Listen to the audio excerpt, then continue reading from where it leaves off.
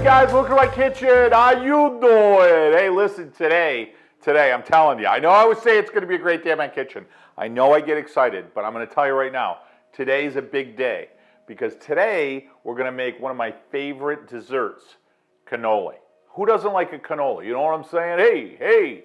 So the history of cannoli actually comes from Sicily, but the best cannoli I've ever had in my entire life, the one that I always dream about, is in a little village where my villa is, Vico del Gargano, and it's a shop, and the shop's name is a Pizzicato, and they make the best cannoli, hands down, I have ever had, all throughout Italy. So today I'm going to share the recipe with you to recreate the best, molto buono, the best cannoli you are ever going to have. Let's go ingredients, let's start having some fun. Now, cannoli actually means in Italiano, it means like a little tube. So perfectly named, right? And it comes from Sicily. So what you're going to see is a lot of spices. Why is that? Because Sicily was on the trade route from India. So when you deal with like nutmeg and cinnamon and coffee, and many of the Sicilian recipes are going to be filled with different types of spices. So this recipe is going to be in two parts. One, we got to make the shell. We got to make a dough, and then the other part we're going to make a ricotta inside, the ricotta filling. So first ingredient in dough is going to be your flour. So I'm going to use here a pastry flour. So I want a really fine ground flour. I'm going to use 2 cups. Now this has a little bit more than 2 cups because I'm going to hold back a little so that when I roll out the cannoli shell, I'll have some flour extra for dusting. All-purpose flour will work. I always try to go with unbleached, unenriched. Next, you're going to need 2 tablespoons of powdered sugar. Next, you're going to need 1 tablespoon of coffee grounds. I just had coffee. Those are my grounds for my coffee. You're going to need 1 tablespoon of cinnamon. Yes, cinnamon. Absolutely delicious. You're going to need a Marsala wine. Marsala wine is classic in a cannoli. So here we're going to do 4 tablespoons of a sweet Marsala, which is a fortified wine. Next, we're going to want vinegar. Now, again, one of the secret cooking Italian with Joe killers is I'm going to do 2 tablespoons. Oh, that is good. Of a balsamic vinegar. And I'll explain what that does chemically as I'm making the dough. Next, we're going to need 3 tablespoons of unsalted butter. If you don't have unsalted butter, just don't add salt to your recipe. Next, we're going to have some of this. Hey, how you doing, right? Grappa. And this was the cure-all in our house. Oh, mamma mia. And that will, in our house, if you were sick, if you didn't feel good, if you hurt yourself, whatever it was, Dad would take the grappa, which was actually in a plastic jug at our house. He would dump it on his hands, rub it, and then wherever you were having a problem, up your nose, wherever it was, grappa was okay. Kind of like makes me think of the My Big Fat Greek Wedding when the dad would use the Windex all over. My dad was a grappa guy. So it actually worked. Okay, so next we're going to need eggs. Now in this case, we're going to do 2 eggs, and we're going to do 1 whole egg and the yolk of another egg. And last ingredient for the shell is going to be salt. So I've got here pink Himalayan. Why? It's briny, it's earthy, it's sexy. Pink is sexy, okay? So that's our shell recipe. Next, we need the inside, the cannoli creme, okay? The cream of the cannoli. Authentic Sicilian cannolis have ricotta made from a sheep milk, not cow milk. Number 2, you get what they call an impastata. Now, what the hell does that mean? That means kind of to mix, virtually no granulation. It's very, very smooth. Now you're thinking, oh my God, what am I going to do? Where do I find it? It may be difficult. So if you have an Italian market in your area, you should be able to get it. But if not, don't stress. Cow's milk ricotta will be absolutely fine. It'll be very delicious. Secondly, you're just going to want to dry it out more. So you're going to take a colander with a cheesecloth. We're going to use 3 cups of the impastata. You're going to make it yourself. You're going to put the 3 cups in the strainer in the cheesecloth and then put it in your refrigerator for at least a day. Cover it and put it in your refrigerator for at least a day or 2. You want to drain out as much of the moisture as you can. That way you're going to see here. See how thick that is? Next, we're going to want 2 cups of powdered sugar. Makes it like a delicious, glistening, smooth cheese filling. You can't replace it. So you have to go powdered sugar. Very, very important. I got a little bit more than 2 cups because I'm going to hold back a little to do the final dusting of the cannoli. Another Cooking Italian with Joe secret ingredient. I'm going to add 1/3 cup of a mascarpone cheese.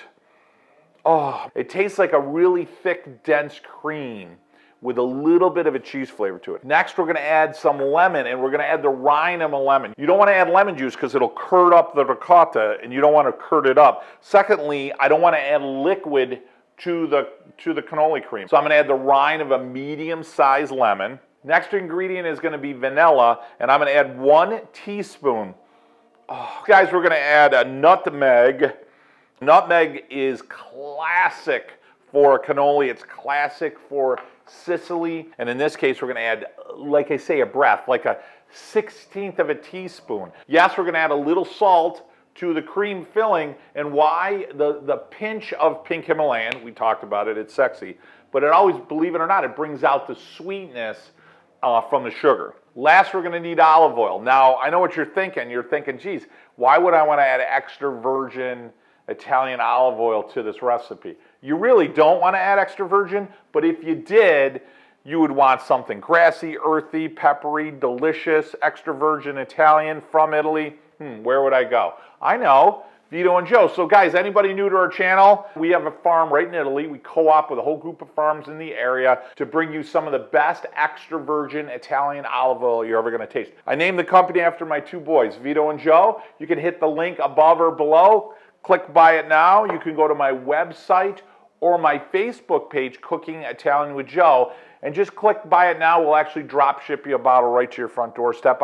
I like to think of it as a trip to Italy right in a bottle. You're going to want olive oil for this recipe, but you're not going to want extra virgin. So you're going to want what we call a refined olive oil or a peanut oil. I prefer the refined olive oil anyways. So you're going to need about 1 quart of refined olive oil, a little over 1 liter of refined olive oil. And that's the olive oil you'll see in the store that's yellow. It's golden in color. Last, we're going to need some hardware here, guys. So you could take a cookie cutter, and you're looking at about 4 inches in diameter, and then just bend it so that it gives you more of an oval shape. It's going to give you a longer cannoli. Why? Because I want a longer tube. 1, because it's going to taste better. 2, because I can pop more cream filling in it. I'm just saying. Also, you're going to want some cannoli tubes. Now, these are the metal. These are real popular now. These are the hollow stainless steel tubes. They're fantastic. Last, guys, you're going to want something cast iron. I like the white enameled interior because that white enamel allows me to see the color of the cannoli as it's cooking with the contrast, and I can tell when it's done. Whew, I think that's everything. There's a lot going on in cannolis, isn't there? Guys, we're going to have so much fun. So let's get rocking. First and foremost, we're going to make the dough. Start with some flour. And remember to hold back some of the flour, guys. So space it out. You're going to make your volcano here. Next, I'm going to do my egg. 1 whole egg. Egg yolk. And now take a fork. Get your egg beat in there.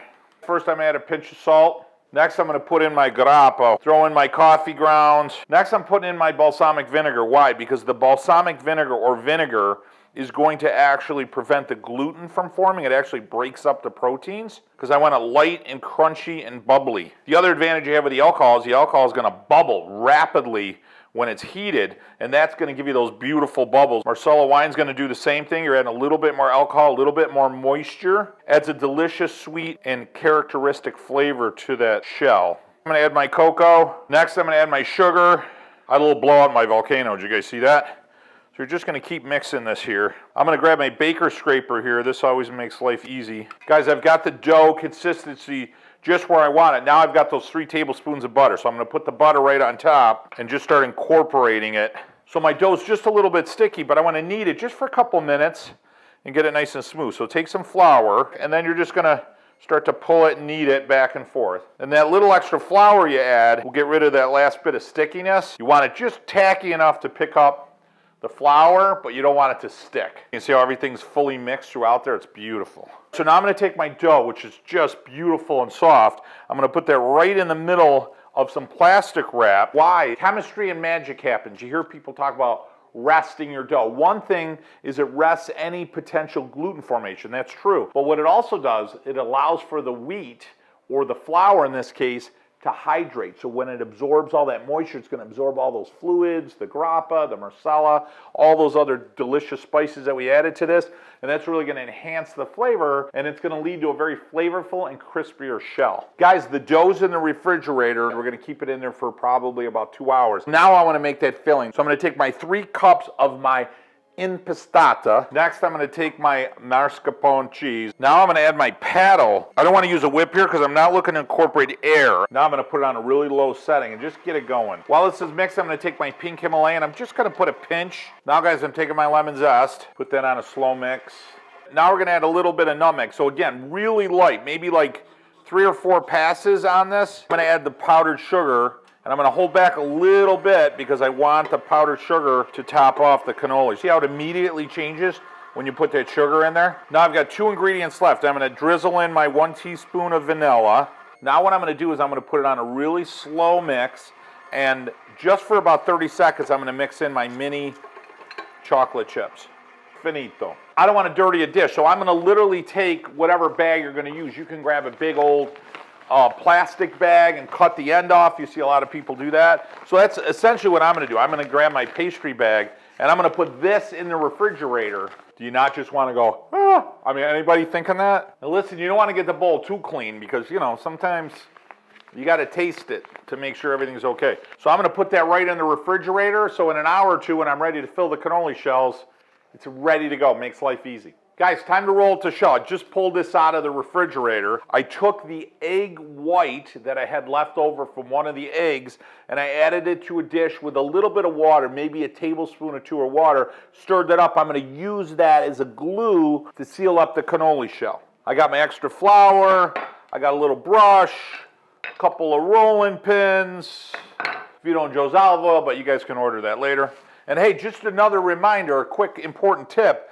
You want these to come out absolutely delicious. There's a red button right down there. When you click that, you subscribe to our channel. And I'll tell you what, it means a lot to me when you subscribe to the channel. And hey, makes you part of the family. You know what I'm saying? Flour your surface first. And then what I'm going to do is take about 1/4 of that off of that pile. Wrap that back up. I'm going to get both sides floured. And then I'm going to take a rolling pin. I always like to do it by hand. I just think I can control it. I just find in the end it just makes it easier. This is a French rolling pin. They call it French rolling pin. See how it's bigger in the middle so it doesn't give you that thick inside? It's such a brilliant idea. I truly believe it must be an Italian rolling pin and the French stole it because it's just too good of an idea for the French to come up with. I'm just kidding. And guys, thickness we're going for about 1 millimeter. And I'll show you a little trick to know when you're there. As soon as I pull that dough out of the refrigerator, I get that heat going on my oil. So I got 1/4 of the refined olive oil or a peanut oil in there. I've got the heat on a medium. I'm looking for about 375 degrees.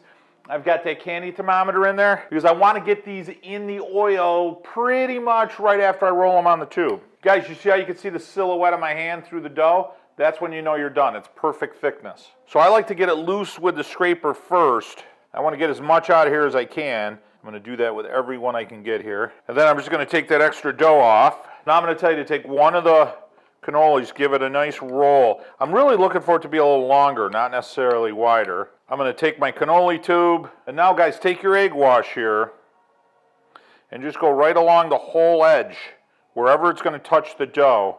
Make sure you give it a good seal because you don't want them to come unwrapped, and then just give it a nice press. So I'm going to go ahead and start wrapping these and we'll start frying. Guys, the temperature of the oil is perfect, right around 370. So you're going to need some type of a rack or plate with paper towels to grab the oil. I'm going to have some tongs to get them in and out. Also, I'm going to use a little bit of powdered sugar. And that's a little extra secret tip. Cooking Italian with Joe style. Don't forget to grab your oil and remember to hit that subscribe button. You know what I'm saying, right? So I'm going to go ahead and throw the tube in. The steel sinks, so make sure it doesn't stick to the bottom. And that's almost perfect. See all the bubbles, how perfect that is? Now when you're pulling these tubes out, guys, just remember, really gentle, and make sure you let the oil drip out. Then you're going to put them right over on your rack. Guys, an important tip, what I'm going to do is while they're hot, I'm going to hit them with sugar. Now it's going to melt, so don't worry about it. You won't even see it. Guys, I want to show you the cooking in Italian with Joe magic trick to get the cannoli shells off, okay? You're going to grab a pair of pliers, nice and clean. you're going to grab your tube and your shell, and you're going to give it just a good quick tap. And then you're going to grab the pliers on the side, hold the shell nice and gently, and just give it a simple pull. Isn't that beautiful? I mean, you can just smell all those beautiful spices and flavors. It's just packed with flavor. And you see all the bubbles? That is just perfect. That's what you want. You don't want to go ahead and fill all these, because what's going to happen is with your cannoli cream, this is going to get soggy. So you only got about 30 minutes. So huge advice coming. Keep this in the refrigerator. Let these cool down. And then when you're ready to serve them, only the ones you're going to serve do you want to fill. Put these aside, cover them up so they don't get stale. That way you can have cannolis, 2 or 3 days in a row. You know what I'm saying? What's wrong with that? Don't judge me. I'm going to grab my first shell. Look how beautiful that is. Absolutely perfect. I'm going to grab my cannoli cream because I have people in the house that want cannolis.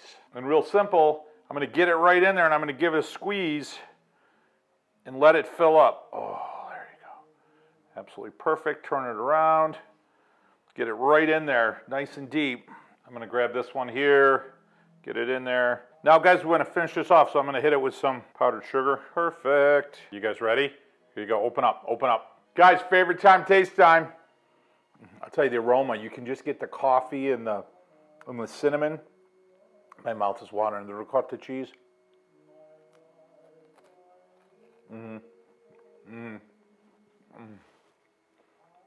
You get the sweetness right from the start, and then the cream, a little bit of chocolate, and as you keep chewing, all those flavors, those spices we put inside the cannoli crust, I mean the coffee, the cinnamon, the chocolate, and it just pairs so perfectly with the cream from the ricotta cheese.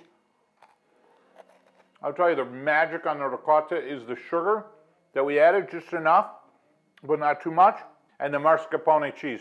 It just adds that depth, that texture. It's so good. Shell is perfect. It's crispy.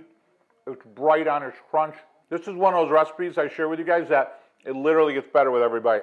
At least I think so. I haven't finished biting the whole thing yet. Guys, thanks so much for joining me in my kitchen today. What a blast, right? And remember, hit that red button, subscribe to the channel, make you part of the family, and hit the link above, below, my Facebook, my webpage. Click buy it now. We'll drop ship you a bottle of Vito and Joe's extra virgin Italian olive oil right to your front doorstep. My most important tip at the end of our video is, a couple of times a month, get around the table, make some recipes, burn some things, spend some time with your family, celebrate your heritage, and most importantly, guys, set some traditions with your family. They'll last you a lifetime. I know they did for me. Hey, guys, from my kitchen to yours, until next week, mwah, buon appetito.